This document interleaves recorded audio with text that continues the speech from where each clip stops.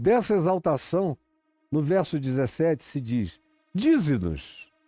Após exaltarem-no, agora eles perguntam: dize-nos, pois, à luz disso tudo, à luz de quem tu és, à luz de quem sabemos que tu és, à luz do que demonstras que tu és, à luz da tua sinceridade inescapável e verdadeira, dize-nos o que te parece agora o que nós vamos perguntar. Porque nós sabemos que de ti nós vamos contar com a resposta mais honesta, mais sincera, mais verdadeira, mais imparcial. Porque é assim que tu és. E vocês notem como esse ardil se manifesta presente em todos os ambientes da vida de Jesus e da vida em família, da vida profissional, da vida religiosa, da vida política.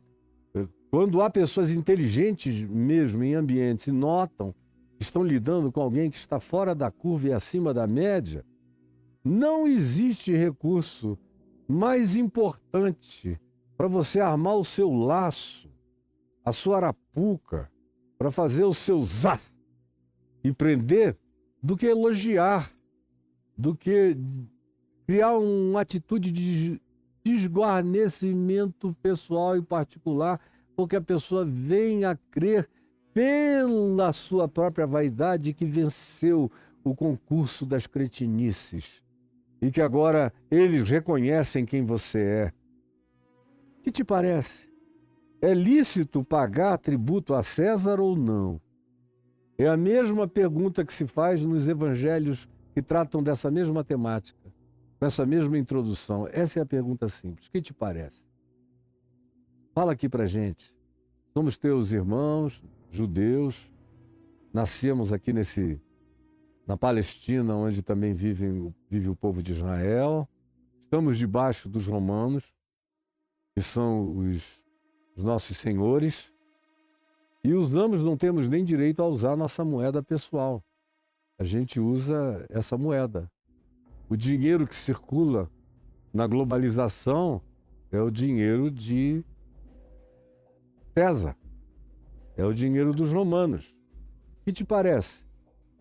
É lícito ou não é lícito? Diante de Deus, à luz da Bíblia, à luz da Torá, à luz da Escritura, ou à luz da tua sabedoria, do teu conhecimento íntimo de Deus, a quem tu chamas Pai, tu chamas Rei, tu dás poder acima de tudo e de todos.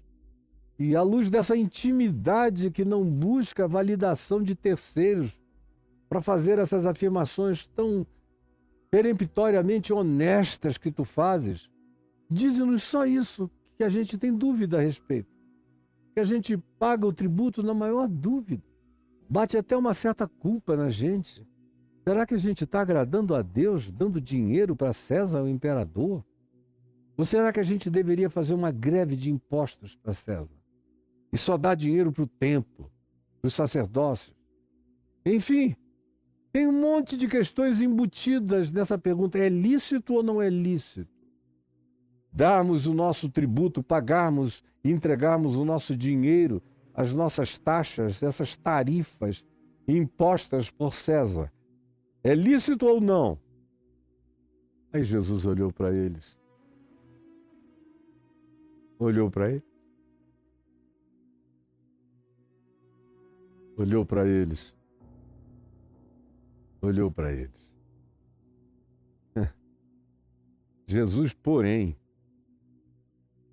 tem esse porém, tem essa adversativa. Eles estão falando com Jesus.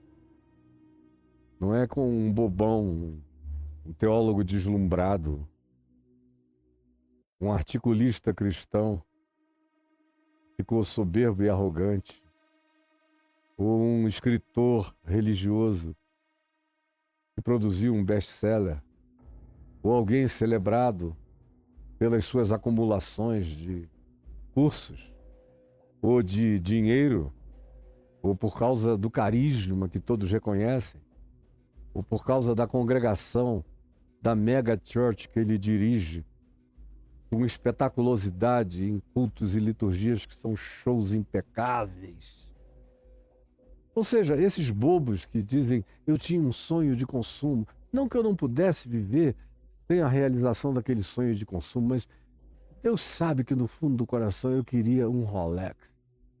E aí ele disse, cuida das minhas coisas que eu cuido das tuas. Aí ele me deu esse Rolex aqui de $120 mil.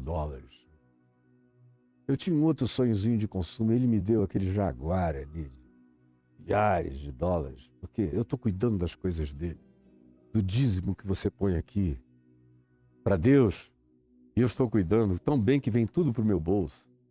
Se é um cara assim, se é um idiota assim, como quase todos são, não importa se são acadêmicos, progressistas, a vaidade, a soberba, a arrogância, o ensimismamento, o narcisismo toma conta tanto de intelectuais quanto de pessoas que têm lideranças carismáticas e que são entes intelectualmente falando burros, mas têm uma grande capacidade de impressionar e comunicar, por qualquer meio ou via. Em qualquer dos dois extremos que você queira, a mesma vaidade diabólica está presente.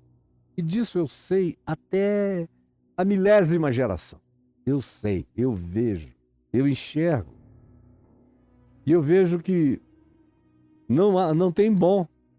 Se não é por um lado, é pelo outro lado. Se não é pelo poder de arregimentar a gente, impressionar e conquistar respeito de políticos que queiram fazer tudo o que um líder religioso, seguido por milhares de pessoas, pede, determina ou diz que deve acontecer, ou sejam os intelectuais que se arvoram a trazerem as melhores ideias.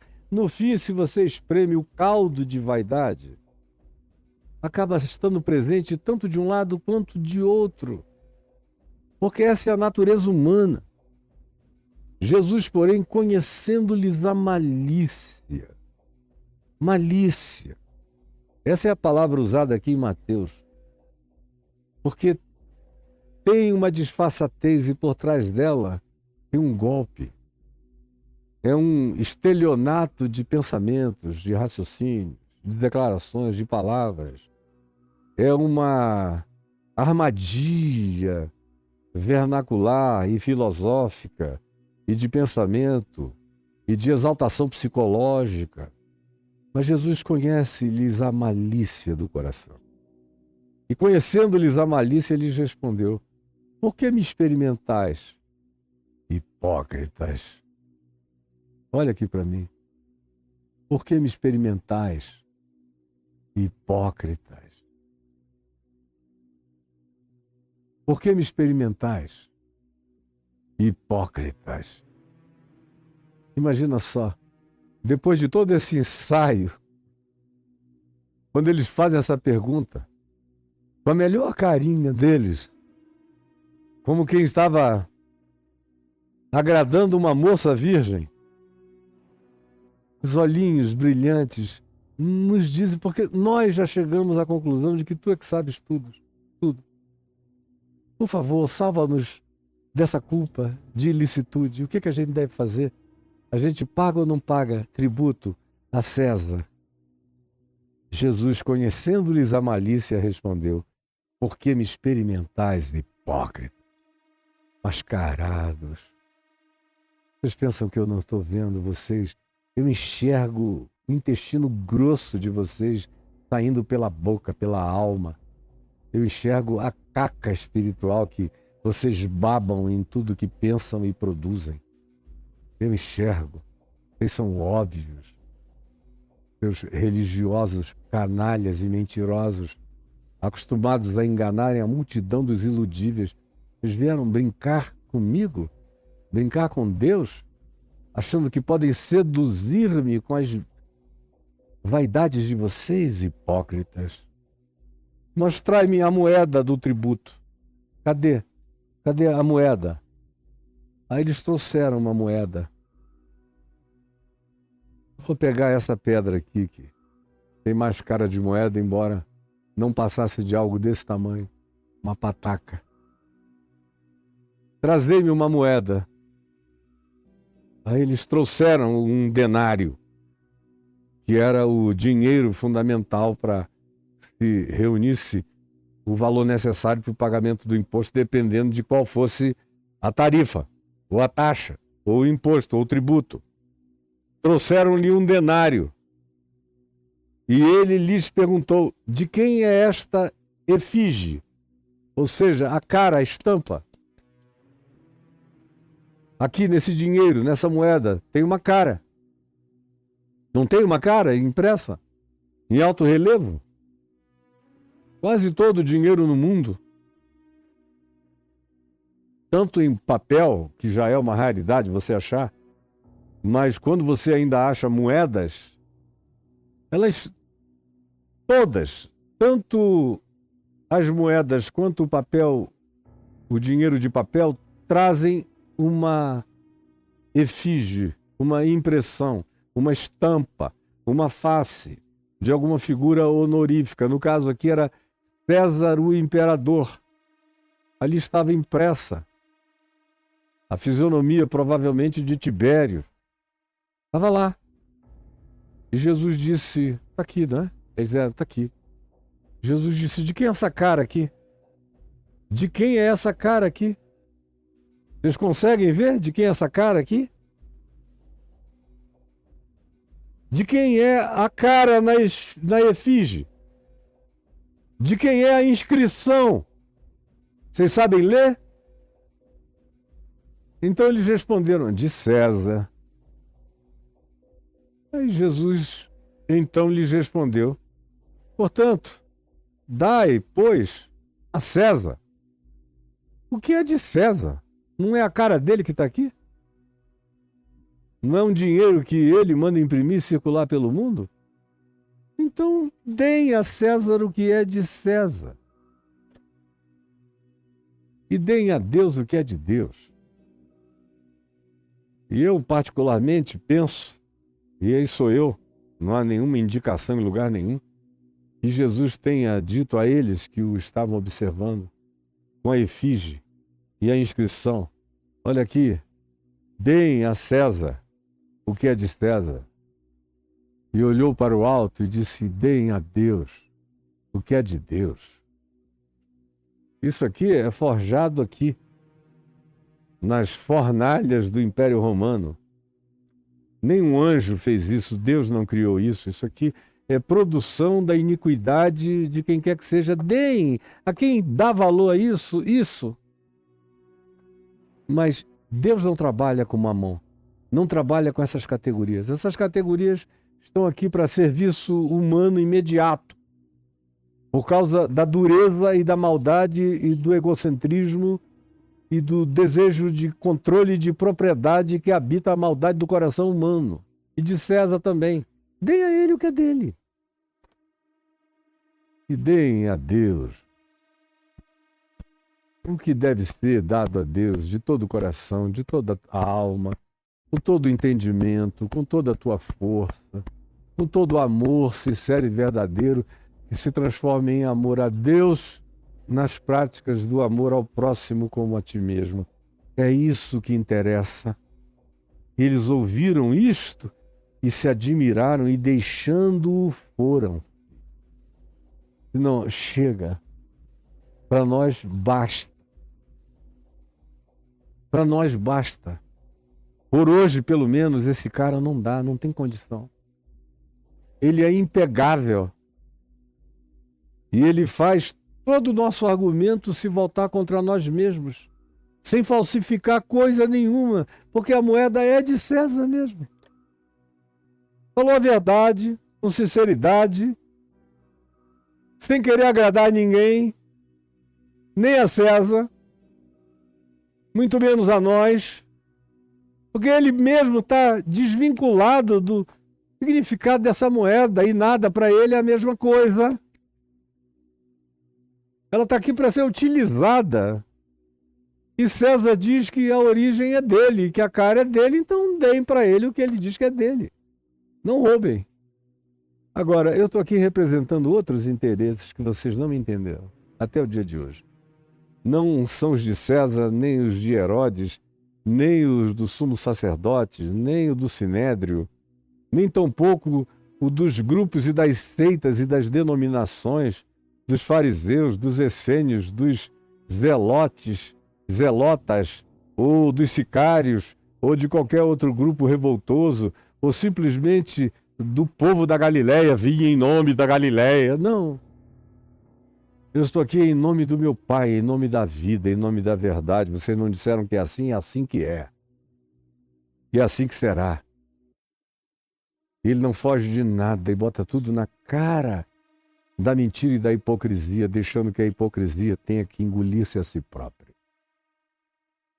Como toda vez que o Evangelho é objeto desse tipo de encaramento e de provocação perversa, vocês podem ter certeza, não haverá, em sendo algo que é indagado, perscrutado, de alguém que carregue mesmo o Espírito de Cristo, o Evangelho de Cristo, e se porte, se comporte, e carregue a atitude de Jesus, e carregue a mente de Cristo, e a lógica de Cristo Jesus, essa pessoa se torna invencível nessa argumentação babaca do mundo.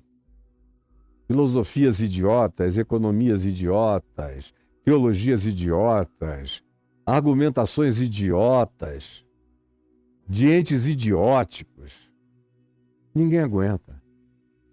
São perguntas cretinas que não suportam as respostas divinas. Eu só espero de todo o coração que você não entre nessa de querer encurralar Jesus com as perguntinhas da sua idiotice. Como eu vejo aqui, a gente faz um post, tem milhares de comentários lindos, maravilhosos, mas sempre tem lá uns 15, 20 ou 30 fariseus, herodianos, alguns indivíduos que vêm já com carta marcada, são pré-determinados para chegarem ali e dizerem a mesma coisa. Vocês não suportam uma resposta. Não suportam, ficam loucos, com ódio, com raiva. Apelam para a ignorância, falam palavrão, te xingam. Não suportam. Não aguentam a verdade. Nunca aguentaram. Essa gente aqui nunca aguentou, nem aguentará, vai morrer se aguentar, sem aguentar no dia de hoje. Não aguentam nem no encaramento e no enfrentamento de um serzinho pequenininho como eu. Vão encarar a lógica do Evangelho de Cristo Jesus? Não.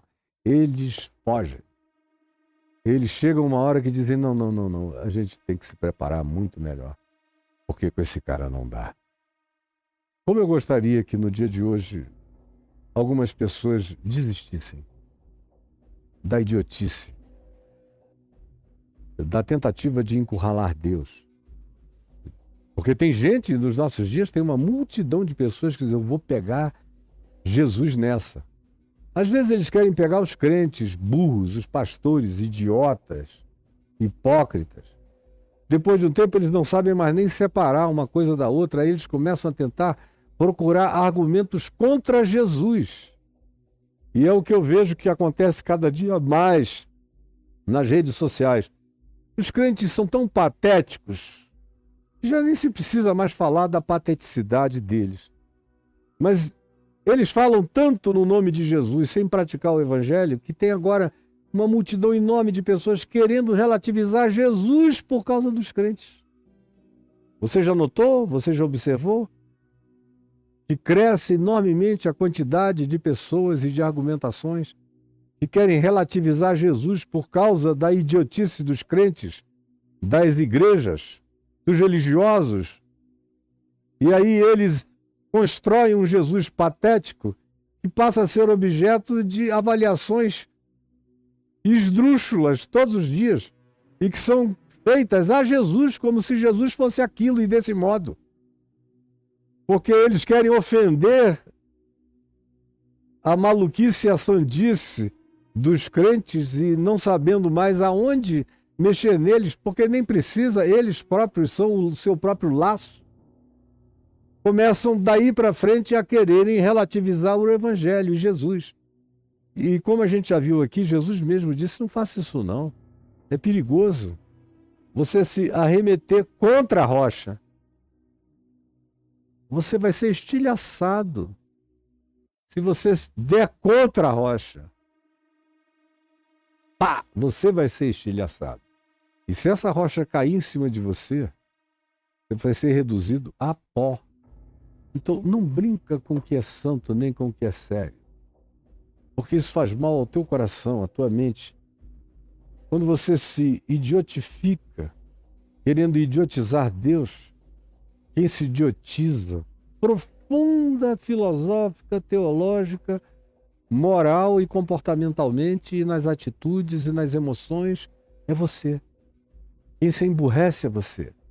Quem se ajumenta é você. Quem perde a lucidez é você. Mas a palavra da verdade está dita a você, hoje, aqui e agora.